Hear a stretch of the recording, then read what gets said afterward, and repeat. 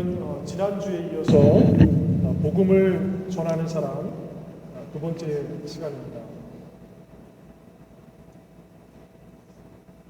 지난주 우리가 함께 나눴던 말씀은 복음을 증거한다는 것은 하나님께서 우리에게 주신 기쁨을 증거하는 것이다 라는 그런 내용을 가지고 함께 말씀을 나눴는데요. 오늘 두 번째 시간으로 복음을 전하는 사람이란 서로 사랑하는 사람이다 라는 제목으로 말씀을 나누겠습니다. 사실 우리가 살면서 사랑이라고 하는 단어처럼 우리에게 특별한 의미를 가진 단어는 없는 것 같습니다. 소녀 시절에는 더 애틋하게 좀 특별한 아주 신비스러운 단어로 여겨질 수도 있겠고, 특별히 사랑하게 되는 과정에서는 그것이 더 우리의 가슴에 애틋한, 더 와닿는 그런 단어일 수 있습니다. 우리의 가슴을 뛰게 하는 단어이기도 하지만, 그러나 또 때로는 이 사랑이라고 하는 이 단어 때문에 우리의 가슴이 아프고 또 우리의 삶을 무기력하게 만들고, 그렇기 때문에 사랑이라고 하는 것이 우리에게 참 꼭 필요한 것이기도 하면서 꼭 필요한 것이기도 하지만, 때로는 우리의 삶에서 우리에게 끊임없이 아픔을 주는 그러한 말이기도 한 것 같습니다. 그래서 필요하면서도 쉽지는 않은 일, 그것이 바로 사랑하는 일이 아닌가 생각이 듭니다. 우리는 사랑한다고 하면서도 서로에게 아픔을 줄 때도 많았고, 또 다른 사람의 사랑 때문에, 그 사람의 사랑의 방식 때문에 힘들고 어려웠던 기억들도 많이 있습니다. 근데 중요한 것은 하나님과 우리와의 관계에서도 똑같은 일들이 벌어지고 있다고 하는 게 문제입니다. 그러니까 하나님을 사랑한다는 사람이 없어서 문제가 아니라, 하나님을 사랑한다고 하는데 하나님을 온전히 사랑하지 못하고, 이웃을 사랑하거나 자녀를 사랑하거나 아니면 배우자를 사랑하는 사람이 없는 것이 아니라, 그렇게 사랑하려고 노력하는데 자기의 방식으로 사랑하는 것이 큰 어려움이 되어서 오히려 함께 행복하게 사랑하면서 행복하게 복되게 살려고 했는데 그것이 아픔이 된다라고 하는 것이 오늘날의 문제입니다. 오늘 본문을 보니까 본문은 우리에게 분명하게 이렇게 얘기해 줍니다. 서로 사랑한다라고 하는 것이 우리에게 주어진 새 계명이라고 하는 것이죠. 서로 사랑하는 것이 우리에게 주어진 계명인데, 어떤 계명이냐? 새로운 계명이라는 겁니다. 그리고 이 사랑을 하게 되면, 서로 사랑하는, 상호적으로 함께 사랑하는 이 사랑을 하게 되면 이로써 우리가 주님의 제자라고 하는 사실을 알게 된다는 거죠. 우리가 미술이나 음악 같은 그런 특별한 어떤 예술의 어떤 분야에서 이렇게 보면은 어떤 사람에게 사사를 받았느냐라고 하는 게 굉장히 중요합니다. 전문가들이 보면 이 사람의 붓터치를 보니까 이 사람의 어떤 색깔을 어떻게 사용하고 구성하고 이런 걸 보니까 이것은 어떤 사람에게 사사를 받은 것 같다라고 하는 그런 분석이 나오죠. 음악도 마찬가지고 이거를 이렇게 연주할 수도 있는데 또 다른 방식으로 연주하기도 하거든요. 근데 그런 것을 통해서 이 사람의 실력도 나타나기도 하지만, 그 사람의 그 연주하고 행동하고 표현하는 그 모습을 통해서 이 사람이 누구의 제자인지를 사람들은 알 수가 있습니다. 우리가 어떻게 하느냐라고 하는 것이 우리 부모의 얼굴을 보여주게 됩니다. 우리가 어떻게 살아가느냐라고 하는 것이 예수 그리스도의 얼굴을 보여주게 된다라고 하는 것입니다. 그런데 그 중에서도 너무나 중요한 것이 무엇이냐? 그냥 단순하게 어떻게 살아가느냐라고 하는 것이 아니라, 우리가 어떻게 사랑하느냐라고 하는 것이 우리의 제자됨하고 관련이 있고, 그것이 주님의 증인으로서의 사명과 관련이 있다라고 하는 것입니다. 예수님이 이스라엘 땅에 오셨던 그 당시 유대인들은 예수님의 제자들도 마찬가지지만 하나님을 사랑하고 이웃을 사랑하라고 하는 이 계명에 대해서 몰랐던 사람들이 절대로 아닙니다. 이미 구약 성경의 율법 가운데에 하나님을 사랑하고 이웃을 사랑하는 것에 관련된 여러 가지 계명들이, 아주 상세한 계명들이 많이 있었습니다. 그리고 그들은 율법의 전문가였고, 예전에도 한번 말씀을 우리가 나눴지만 유대인들은 이 바벨론 포로기 이후부터 이 율법을 지키는 일에 굉장히 집중했습니다. 정성을 다했어요. 아이들한테 율법을 가르치기 위해서 가정에서부터 율법 교육을 했고, 그리고 율법을 오해하거나 그것을 지키는데 실수할까봐 회당에 모여서 그것을 함께 논의하고 분석하고 토론하는 일까지 있습니다. 그러니까 대충 살려고 했던 사람들이 절대로 아니에요.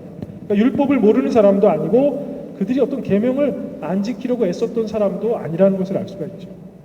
그 나라 전체가 하나님께서 주신 율법을 지키기 위해서 노력하던 사람들로 가득 차 있었습니다. 그러나 문제는 예수님께서 이 땅에 오셨는데 예수님께서 예수님의 제자들을 향해서 하신 말씀은 새 계명을 너희에게 주노니 서로 사랑하라. 내가 너희를 사랑한 것 같이 너희도 사랑하라. 라고 하는 그런 말씀이었습니다. 굉장히 뜬금없는 말입니다. 왜냐하면 그들은 가난한 자들을 위해서 또 외국인들을 위해서 미망인들을 위해서 율법에 따라서 때가 되면 그들이 추수할 것도 다 추수하지 않고 남아있는 것들을 그들이 취할 수 있도록 때로는 일부러 어떤 특정한 부분을 내어서 그들이 취할 수 있도록 그들은 정성을 다해서 나눠주기도 했고 봉사하기도 했고 나름대로의 방식으로 그들은 사랑했습니다. 그러나 예수님은 그렇게 열심히 나름대로 사랑하면서 살아온 것 같았던 그 유대인들, 그 제자들을 향해서 서로 사랑하라. 이것이 내가 너희들에게 주는 새 계명이다 라고 말씀하시면서 여기에 예수님이 말씀하시는 사랑이 어떠한 사랑인가 그 힌트를 한 가지 주셨습니다. 그것은 무엇이냐면 서로 사랑하라 라고 하는 것입니다. 새 계명을 너희에게 주노니 서로 사랑하라.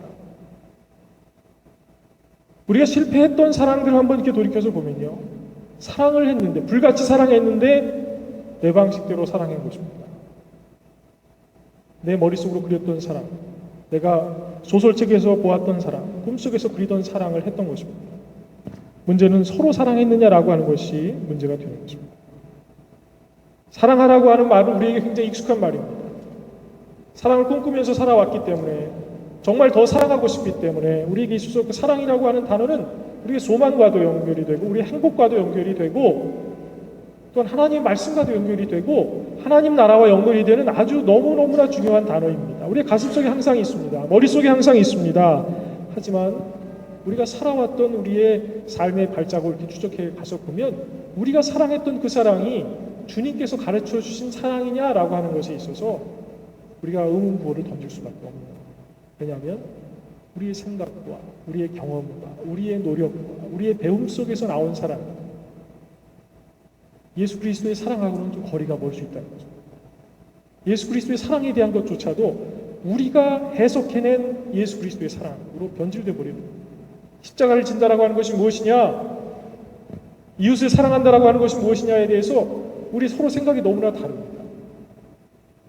예수님이 우리에게 주시는 것은 무엇이냐, 내가 너희를 사랑한 것 좋잖아 라고 하는 겁니다. 이 부분이 사실은 굉장히 어려운 부분이죠. 예수님이 뜬금없이 이 말씀을 하시게 된 이유가 뭐겠습니까? 우리가 열심히 사랑하려고 노력했지만 우리의 사랑이 실패했다는 거예요. 유대인들이 다른 민족들과 구별돼서 하나님만 섬기면서 하나님의 율법대로 살려고 거룩하게 살려고 율법을 다 철저하게 지키면서 살려고 노력을 했는데 그러나 그들의 사명을 지키는 것에 있어서 그들이 사랑하는 일에 있어서 그들이 성공했다 실패했다라고 하는 뜻입니다. 예수님이 실패했다라고 하는 말을 사용하지 않으셨지만 새 계명을 주실 수밖에 없는 이유, 그들이 이미 주어진 그 계명을 가지고 정말로 하나님을 사랑하고 이웃을 사랑하는 데에 그런 어떤 삶의 복된 관계로 들어가지 못하고 율법을 지키는 일에 빠져 지내게 된 것입니다. 율법만을 붙들고 있게 된 것입니다. 이쪽으로 가라고 손을 가리켰더니 그 손가락만 바라보고 있는 것입니다. 하나님께서 우리에게 손을 내미셨는데 우리를 끌어안아 주시기 위해서 우리의 손을 잡아주시기 위해서 손을 내미셨는데 우리는 왜 하나님 당신의 손은 왜 빈손입니까? 우리는 이걸 달라고 했는데 저걸 달라고 했는데 왜 안 주십니까? 우리는 우리가 보고 싶은 것만 보려고 하니까 우리는 항상 허무하고 뭔가 부족한 것 같고 하나님의 은혜를 받지 못한 것 같고 우리가 사랑해, 나는 왜 줬는데 저 사람은 나를 사랑하지 않지? 왜 저 사람을 사랑하지 않는 거야? 왜 내 방식대로 사랑하지 않는 거야? 거기서 실망하는 겁니다. 왜 나는 기도했는데 응답이 없지? 라고 하는 말을 하게 되는 거죠.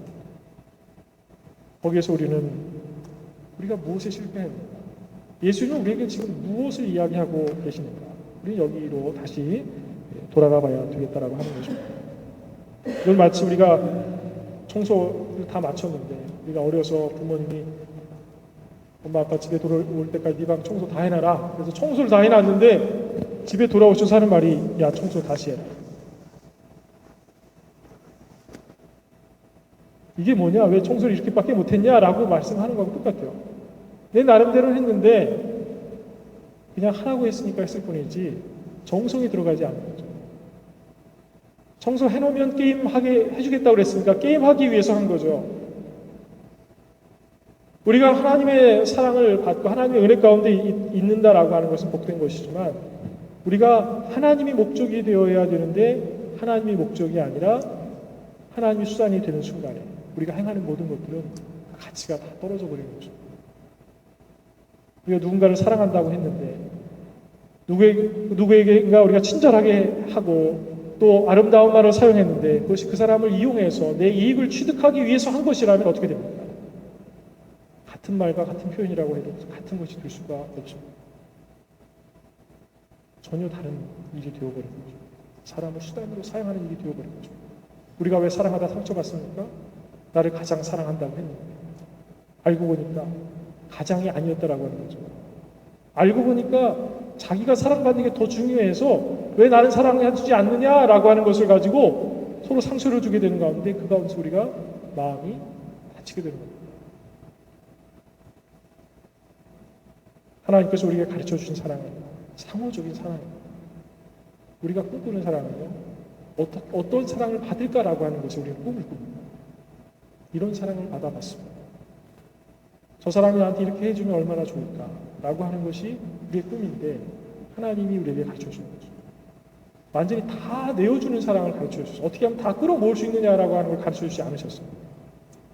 하나님이 이 땅에 오셔서 인간의 형상을 입고 우리에게 보여주신 사랑은 그냥 밑도 끝도 없이 다 내어주시는 사랑. 상처가 있어도, 누가 손가락질을 해도, 누가 욕을 해도 거기에 대해서 반격하고 자존심을 지키기 위해서 부딪히는 그런 사랑이 아니라, 우리에게 보여주신 그 하나님의 사랑은 밑도 끝도 없이 그냥 주시는 사랑인데, 그 사랑을 우리에게 보여주시고 우리에게 그 사랑을 다 안겨주시고 우리에게 하시는 말씀은 너희도 이렇게 사랑해라. 어떻게? 서로 이 사랑으로 서로 함께 사랑해라 라고 하는 것입니다. 사실은 그 사랑을 우리가 제대로 경험해보기 힘든 사랑이었습니다.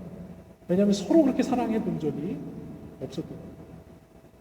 열심히 사랑했지만 열심히 사랑했으니까 이 사람도 이만큼 해주겠지라고 하는 기대 속에서 어떤 특별한 목적을 가지고 우리가 사랑했던 겁니다. 근데 놀라운 사실은 우리가 예수님처럼 사랑한다고 할 때 그것이 주님께 속한 사람이라고 하는 사실을 증거하는 증거가 된다라고 하는 거죠. 우리가 주님께 속한 주님의 제자라고 하는 것을 사람들이 비로소 알게 된다는 것입니다. 우리가 서로 사랑하면 우리가 하나님 안에 있다라고 하는 것을, 하나님께 속하였다라고 하는 것을 알게 된다라고 하는 것이죠. 우리가 사랑함으로써 우리가 누구에게 속하였는지 그런 사람들에게 말하게 되는 것입니다. 우리가 열심히 신앙생활하는데 세상에 있는 친구들이 너도 교회 다니는 사람이었어? 이렇게 얘기하게 되면 굉장히 곤란합니다. 나는 분명히 수십 년 동안 신앙생활을 했는데 어떻게 저렇게 모를 수가 있을까? 어떻게 하면 하나님의 사랑을 받고 우리도 사랑하면서 살려고 노력하면서 수십 년을 살았는데 무슨 007 시크릿 에이전트처럼 우리가 살아갈 수 있을까? 왜 그렇겠습니까? 눈을 씻고 봐도 예수 그리스도의 사랑이라고 우리의 삶에서는 보이지가 않았던 겁니다. 그냥 반듯한 평범한 세상의 상식으로는 열심히 지혜롭게 사는 사람이기는 한 것 같은데, 예수님처럼 사랑하는 사람이냐라고 하는 데 있어서는 그렇지 못했다라고 하는 거죠. 1979년에 노벨 평화상을 받은 분이 있습니다. 누굴까요? 노벨 평화상 받으신 분 별로 몇 분 모르잖아요. 그냥 찍어보시면 나옵니다. 네, 테레사 소년과 마더 테레사가 1979년에 노벨 평화상을 탔습니다. 원래 알바니아 출신인데 키도 굉장히 작습니다. 레이건 대통령하고 같이 있는 사진을 제가 봤는데 정말 반토막이에요. 허리춤밖에 안 와요. 레이건 대통령의 영부인하고서도 어깨까지밖에 안 가요. 굉장히 키가 작고 뭐 인물로 이렇게 치면 안 되겠지만 그렇게 뭐 아리따우신 분이라고 보기도 힘듭니다. 그런데 그분의 모습을 보면요, 뭔지 모르겠는데 함부로 말할 수 없고 그분의 하는 행동과 그분의 말주변이 어떤지 모르겠지만 수많은 사람들, 종교를 넘어서서 많은 사람들이 그 마더 테레사가 했던 일들을 통해서 많은 깨달음을 얻었습니다. 인도의 캘커타라고 하는 그 거대한 도시는 크지만 인도라고 하는 곳이 굉장히 좀 험한 곳이잖아요. 인도의 선교사로 있는 그런 학교 손후배 목사님들을 통해서 말씀을 들어보면은 이 인도라고 하는 곳은 굉장히 많은 상처를 얻을 수밖에 없다. 왜냐하면 길거리 사람이 죽어가도요, 사람들의 얼굴 표정 하나 바뀌지 않고 그냥 거기를 지나다닌다고 죽어가고 있어요. 살려달라고 손을 내밀어도 손 잡아주는 사람을 보기가 힘들다라고. 저마다 자기 나름대로의 어떤 신앙, 자기 혼자 득도하고 자기가 어떻게 하면 지혜로운 사람이 될까, 돈을 많이 벌까, 자기의 어떤 인생을 위해서 열심히 사는 사람은 있는데 서로에게 관심을 가져주는 사람을 찾기가 힘든 거죠. 죽어가는 사람이 그렇게 많았다고 해요. 당시에 이 테레사 수녀가 열심히 사역을 하던 그 당시에 캘커타는 지금도 그렇지만 더 험했습니다. 길거리에 죽어가는 사람이 너무나 많이 있었다고 해요. 평화의 집이라고 하는 그 단체를 세워서 사역을 하다가 나중에는 죽어가는 사람들을 위한 집이라고 하는 곳을 세우고 정말로 죽어가는 사람들을 데려다 놓고 그 사람들의 고름을 짜주고 그 사람들을 먹이고 그 사람들에게 옷을 입히고 하면서 그 길거리에서 죽어가던 그 사람들을 데려다가 사역을 했어요. 얼마나 험한 일입니까? 그냥은 할 수가 없어요. 무슨 북이 영화를 보겠다고 했던 일이 절대로 아니었습니다. 그가 노벨상을 타기 위해서 그렇게 애를 써서 그런 노력을 했던 것이 절대로 아니었어요. 근데 그가 그렇게 헌신하고 그렇게 사랑하는 모습을 보다 보니까 사람들은 마더 테레사라고 하는 그 사람의 얼굴을 보게 된 것이 아니라 그 사람을 보다 보니까 예수 그리스도의 얼굴이 보이게 된 겁니다. 많은 사람들이 저게 예수님께서 우리에게 보여주셨던 그 사랑인데 라고 하는 생각을 할 수밖에 없었습니다. 그래서 고개를 숙일 수밖에 없었어요. 종교가 달랐던 사람들도 마더 테레사의 그 사랑하는 모습을 보면서 예수님을 떠올릴 수밖에 없었습니다. 이것이 예수님께서 우리에게 가르쳐주신 서로 사랑하라 라고 하는 그런 말씀의 모습이 아닌가, 저는 그런 생각을 해봅니다. 우리가 사랑해야 될 그런 사랑, 바로 이런 사랑입니다. 우리의 사랑이 예수 그리스도를 나타내주는 그런 사랑. 사실 성도라고 하는 말은 너무나 쉽습니다. 그냥 교회만 나오면 우리가 서로 성도라고 부릅니다. 그러나 성도라고 하는 말의 진짜 원형에 가까운 그 말의 의미는 무엇입니까? 세상에서 함께 살지만 세상과는 정말로 구별된 사람입니다. 세상에서 같이 밥 먹고 살지만, 같이 일하고 살지만, 같이 사랑하지만 저들의 사랑과 우리들의 사랑이 같으면 안 되는 것입니다. 우리는 하나님의 사랑을 깨달은 사람입니다. 우리는 그 하나님의 사랑을 증거해야 되는 사람입니다. 예수 그리스도의 제자인 것입니다. 그들과 함께 있지만 그들과 구별되어야 됩니다. 무엇으로 구별되겠는가? 우리의 사랑이 하나님께로부터 받은 그 사랑으로 사랑하는 그런 사랑이 될 때에 우리가 주님께 속했다라고 하는 것을 알 수가 있고, 우리가 성도라고 하는 사실을 사람들이 알 수가 있겠다라고 하는 것입니다. 내가 너희를 사랑한 것 같이. 이 말씀은 참으로 간단한 말씀이지만 성도의 삶의 그 기준이 얼마나 높은지 우리가 알 수가 있습니다. 우리의 삶의 기준은 이 세상에 맞추면 절대로 안 됩니다. 기껏해야 돈 좀 많이 벌고 좀 높은 포지션에 있는 하이클래스의 사람들의 삶의 수준이 우리의 수준을 그렇게 맞춰서는 안 됩니다. 우리의 관심은 저 천국에 있습니다. 우리의 사랑의 기준은 예수 그리스도의 사랑입니다. 성도는 밑을 보면서 사는 사람들이 아닙니다. 우리는 하나님의 사랑을 경험한 자로서 하나님의 사랑의 기준에 우리의 사랑의 기준을 맞춰서 예수님처럼 사랑하기 위해서 애쓰는 사람입니다. 우리가 할 수 있는 사랑을 하는 것이 아니라 하나님께서 도우심으로써 할 수 있는 사랑을 하는 것입니다. 예수 그리스도의 십자가의 사랑을 우리가 하기로 작정하고 예수 그리스도의 뒤꿈치를 쫓아가는 것입니다. 쉽다고 하지 않았습니다. 그러나 할 수 있다고 예수님에게 말씀하십니다. 예수 그리스도 안에서, 주님 안에서 능치 못함이 없느니라. 그 사랑은 세상 사람들의 눈에는 불가능해 보이는 사랑입니다. 예수님이니까 했지라고 하지만 예수님께서 우리에게 보여주신 것은 무엇입니까? 하나님으로서만 오신 것이 아니라 인간의 형상으로 오셔서 인간의 형상으로 고통을 당하면서 핍박을 당하면서 여러 가지 갈등과 마음의 상심 속에서도 이러한 사랑을 할 수 있다라고 하는 사실을 우리 눈앞에서 보여주신 것입니다. 그 얘기는 우리도 할 수 있다는 것입니다. 우리가 사랑에 여태까지 수십 년을 실패했어도 사랑할 수 있습니까? 없습니까? 할 수 있다는 거죠. 십자가를 지는 일이 어렵지만 어떻게 십자가를 집니까? 예수님이나 하시죠. 그거는 뭐 어디 먼 곳에 오지에 선교사로 가신 분들이나 하는 것이죠. 아닙니다. 예수님께서 하셨기 때문에 우리도 할 수 있다는 거죠. 저는 중고등학교 시절에 저희 아버님하고 갈등이 좀 있었어요. 그 갈등의 가장 큰 초점은 아버님의 목회하고 나의 삶하고 왜 연관이 되어야만 되느냐라고 하는 거였죠.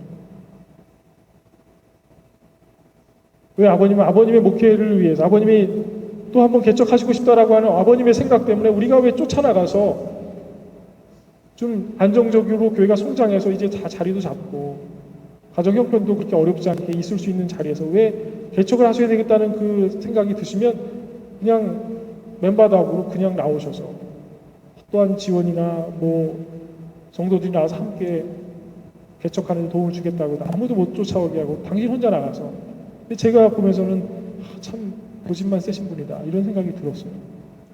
그것 때문에 그 티네이저 시절에 가지고 있는 어떤 그 적인 방황의 어떤 시간과 갈등의 어떤 요소들이 있지 않습니까? 그걸 가지고 아버님하고 많이 갈등을 했던 기억이 있습니다. 그러면서 제가 아버지를 어떻게 바라봤었냐면 과거형입니다.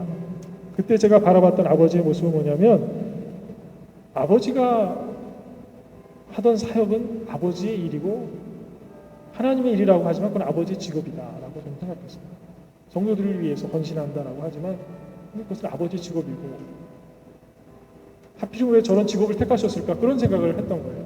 제 머릿속에서 그냥 그렇게 보였던 거예요. 아버지의 그 헌신하고 사랑하고 선교하는 그 일이 그냥 하나의 직업으로만 보였던 거예요.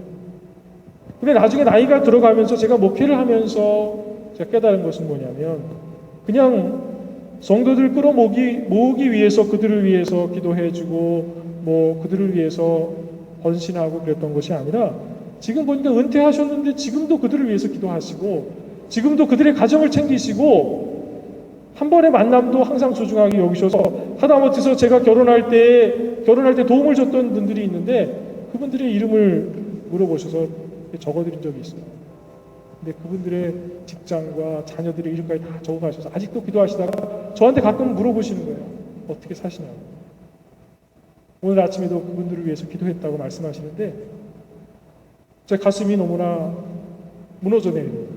어떻게 아버지는 저렇게 사랑하면서 저렇게 목회를 하셨는데 그 아버지의 사역에 대해서 그냥 하나의 직업으로만 내가 바라보고 근데 그렇게 말할 수 있었을까? 지금 생각해 보니까 그 사랑이 예수님처럼 사랑하려고 애썼던 그런 한 목자의 사랑이었던 것입니다. 지금에 와서 점점 아버지의 그 사랑과 헌신 앞에 무릎을 꿇게 됩니다. 우리는 우리의 생각으로 사랑하는 것이 아니라 우리의 방식으로 사랑하는 것이 아니라 우리는 예수님의 보여주신 그 십자가 사랑을 가지고 사랑하는 것입니다. 어떻게 보면은 가장 쉬운 것입니다. 왜냐하면 우리의 생각은 바뀔 수도 있고 세상의 방식도 바뀔 수도 있고 사람들의 기대치도 바뀔 수가 있지만 예수님이 우리에게 보여주신 그 사랑은 한결같습니다. 예수님의 방식대로만 하면 되는데 우리는 자꾸 다른 옵션들을 놓고 이렇게 사랑하면 어떨까? 이 사랑이 더 좋을까? 저 사람들의 기대치에 맞춰주면 이게 성공일까라고 하는 생각을 가지고 그 길을 찾고 여기도 가보고 저기도 가보고 하는 것입니다.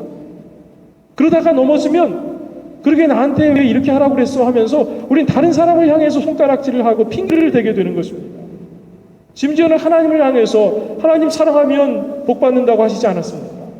저는 열심히 사랑했는데 왜 제가 받는 것은 되게 고통스럽고 어려운 환경과 힘들고 어려운 일들밖에 없습니까? 우리를 위해서 고난당하셨던 예수 그리스도의 그 삶의 그 현장의 그 처절한 모습, 우리는 사실 말씀 읽으면서도 제대로 바라보지 못했던 거죠. 우리는 내가 받을 은혜가 무엇인가에 대해만 거기에만 집중하다가 보니까 예수님이 받으셨던 그런 고난은 별로 깊이 생각해 보지 못했어요. 그래서 그런 비슷한 모습만 보아도 깜짝깜짝 놀라면서 이건 아닌데 하면서 하나님이 어떻게 이러실 수 있는가라고 하면서 먼저 상처받는 것입니다. 사랑하는 성도 여러분, 예수님께서 우리를 위해서 당신의 목숨을 내어주신 만큼 그렇게 사랑하셨다면 우리는 그 받은 은혜만큼 우리도 내어줄 수 있는 사랑을 하기 위해서 최소한 노력이라도 해야 될 줄로 믿습니다. 성도는 예수 그리스도의 기준에 맞춰 사랑하는 사람, 남들이 보면 허황된 사랑을 하지만 그러나 그 높은 기준에 맞춰 사랑하다 보면 우리도 어느샌가 예수님을 닮아가게 되어 있습니다. 어느샌가 예수님을 닮아가게 되어 있습니다. 우리 자신의 생각으로만 사랑하다 보면은요, 사랑해라 라고 하는 경우는 좀 사랑했는데요, 어떻게 사랑했냐? 그러면 우리가 우리 자신을 생각하고 챙기고 우리의 가정을 챙기고 우리가 생각하는 우리의 울타리를 챙기는 일을 위해서 사랑을 쏟고 나서 남은 시간에 남은 것을 가지고 그 짜투리를 가지고 우리는 짜투리 사랑을 했던 것입니다. 그러나 예수님께서 우리에게 보여주신 사랑입니다. 그분은 당신의 피 한 방울까지 다 짜내어서 우리를 위해서 다 내어주신 거죠. 그분의 사랑은 당신을 위해서 긁어모으셨던 그런 사랑이 아니에요. 그분이 하나님께서 영광을 받기 위해서 우리를 이용하셨던 것이 아니었습니다. 하나님은 우리를 위해서, 우리를 지으신 창조주이신데 피조물인 우리를 위해서 이 땅까지 내려오셔서 끝없는 사랑 우리를 대해주신 것입니다. 우리는 우리가 머리로 생각하던, 우리가 경험으로, 우리의 판단으로 생각하던 사랑을 이제는 예수님께서 우리에게 몸으로 보여주셨던 그것을 우리도 몸으로 받아서 우리의 몸으로 사랑해야 될 줄로 믿습니다. 이제는 외침으로 사랑합시다, 사랑해라, 고백하거나 외치거나 선포하는 사랑으로 끝나지 아니하고, 우리가 외침과 고백만 있는 곳에 뭐가 있는지 아십니까? 오해가 있고 갈등이 있고 실망이 있습니다. 거기에 냉소가 있습니다. 그냥 많이 실망해봤기 때문에 믿지 않습니다. 의심이 생깁니다. 일상이 우리가 보는 것들이 얼마나 많은 선포와 고백과 이런 것들이 있습니다. 많은 사람들이 뭐 기자회견을 하면서 글을 쓰면서 이렇게 하면 좋다, 이렇게 하겠다, 뭐 정치인들도 그렇고 종교인들도 그렇고 얼마나 많은 외침과 선포와 이런 것들이 있습니까? 틀린 말은 아닌데, 그러나 우리가 허무한 것은 그들의 삶의 현장에서 우리가 사랑을, 열매를 느끼지 못하는 거죠. 예, 비유 가운데 어떤 비유가 있습니까? 열매 맺지 못하는 나무 옆에 도끼가 놓여져 있다라고 하는 그 비유가 있습니다. 그 이야기가 무엇이겠습니까? 나무는 유실수이긴 한데 쓸만한 열매가 없다라는 거죠. 우리가 사랑의 열매가 없는 나무일 수도 있겠다라는 생각을 하게 될 때에 정말 깜짝 놀라지 않을 수가 없습니다. 예수님이 보시고 복음을 증거하고 선포하는 목사의 역할을 하는 저희지만, 그러나 예수님이 올 때 정말로 사랑의 계명을 실천하는 사람이 맞는가라고 예수님이 질문을 던지신다고 했을 때 그렇다고 말할 수 있을까 생각을 해보면 정말 입술이 오싹합니다. 우리가 성도로서 사랑한다라고 하는 것은 예수님의 기준에 맞추어서 사랑한다라고 하는 것, 꼭 기억하시는 여러분들이 되시기를 바랍니다. 우리가 사랑할 때, 예수님처럼 사랑할 때, 그 사랑을 서로 하게 될 때에 우리의 가정은 하나님의 나라가 될 것입니다. 우리가 사랑하는 모습을 통해서 사람들은 예수 그리스도를 보게 될 것입니다. 우리의 얼굴 속에서 예수 그리스도의 얼굴이 드러나게 될 때에 주님의 나라는 확장되게 될 것입니다. 주님이 우리를 통해서 영광을 받으시게 될 줄 믿습니다. 기도하겠습니다.